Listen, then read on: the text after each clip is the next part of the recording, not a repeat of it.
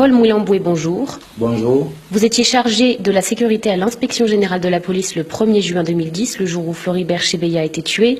Vous étiez vous-même au bureau ce jour-là. Qu'est-ce que vous avez vu? C'est à partir de 17 h, il y a mon ami le major Christian Goy, qui est le commandant bataillon Simba, qui m'a appelé. Il m'a dit que je suis accompagné par un visiteur de marque qui va rencontrer le général Numbi. Et je lui ai dit non, le général Numbi est absent. Il m'a dit non, dans quelques minutes, le général va arriver à l'inspection générale. Il est entré avec un monsieur que je ne connais pas. Et lorsqu'il est sorti, c'est lui-même la personne qui s'est présentée devant moi. Il m'a dit, moi je m'appelle Floribert Chebeya, le secrétaire exécutif de la Voix des Sans-Voix. Combien de temps est-il resté dans votre bureau? À partir de 19 h et quelques minutes, c'est le major Christian qui est venu récupérer Chebeya dans mon bureau. La première chose, il s'est excusé devant Chebeya, lui disant non, le chef s'excuse, il ne doit plus vous recevoir ici au bureau, il préfère vous recevoir à sa résidence privée. Maintenant, en sortant, à partir de la réception, Chebeya a été déjà cagoulé. C'est à partir de la réception. Et comment le savez-vous? Tout justement, mon bureau, il y a une caméra de surveillance et cette caméra capte à partir de mon bureau à 50 à 100 mètres. Alors, lorsqu'on a fait le mouvement de prendre Chebeya brusquement, la caméra a sonné. Et c'est ce qui m'a suscité. En regardant cette caméra, je vois le major Christian et quelques éléments de la police cagoulé Chebeya par les sachets, à ceux qui connaissent Kinshasa, des sachets vifs, et on l'a commencé à scotcher. Et c'est ce qui m'a suscité de descendre, de quitter mon bureau et descendre, de savoir qu'est-ce qui se passe. C'est à ce moment-là que vous les avez rejoints à la réception? Je n'avais pas trouvé Chebeya à la réception. On l'a amené directement au hangar. J'ai appelé major Christian. Je lui ai posé la question de savoir. Il m'a dit, monsieur, fermez ta bouche. C'est un ordre qui vient de la hiérarchie.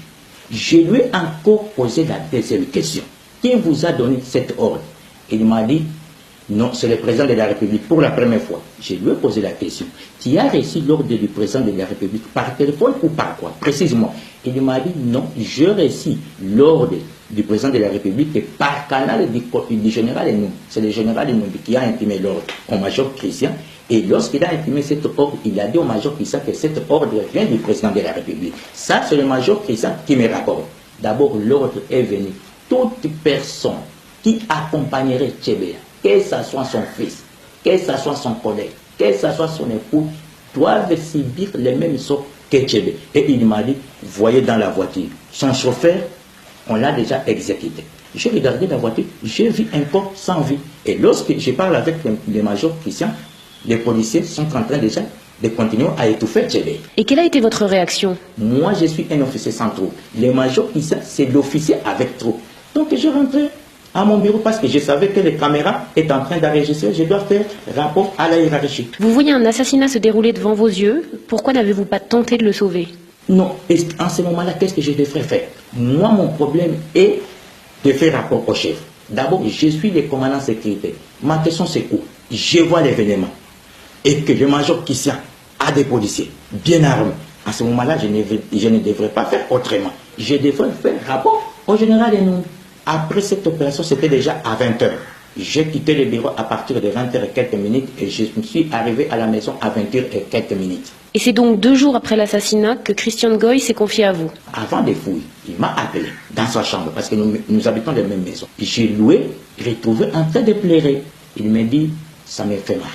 Ça me fait mal parce que je viens d'avoir d'autres ordres auprès du général Enumbi de vous exécuter. Avant de fouiller, il faut exécuter ton ami. Je lui ai demandé, est-ce que le général Enumbi vous a dit les mobiles de cet assassinat, d'exécuter Chebeya? Il m'a dit non. Chebeya est un témoin gênant. Il m'a dit pour 2 choses. 1, le massacre de Bundu Diakongo. De 2, M. Chebeya avait enquêté des massacres de l'Équateur. Les gens qui ont fait cette opération, ce sont les éléments du bataillon Simba dirigé par le major Christian. Et que ces bataillons recevaient les ordres directement du général Numbi. 10 jours après le meurtre, vous vous faites enlever.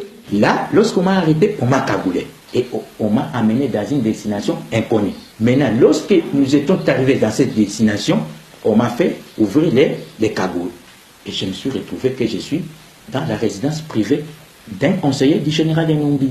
On commence à me traiter, toi tu es très, tu voudrais trahir le général Enumbi, qu'est-ce qu'il faut? Bon, ça c'est le 11, jusqu'à le 13. Le 13 c'était un certain dimanche. Okay. Après quelques minutes, à 14, on nous a amenés à manger. Je surveillais les mouvements des policiers. Et je suis sorti brusquement, j'ai escaladé le mur et je suis parti. Vous restez 9 mois caché à Kinshasa, puis vous décidez de vous rendre à la justice. Mais là, vous êtes à nouveau arrêté, emmené à Lubumbashi. Vous parvenez à vous évader à nouveau et cette fois à quitter le pays. Vous avez été condamné à mort par contumace pour assassinat, association de malfaiteurs. Pourquoi témoigner aujourd'hui? On m'a condamné illégalement. J'étais devant la justice. Et la justice devait me livrer.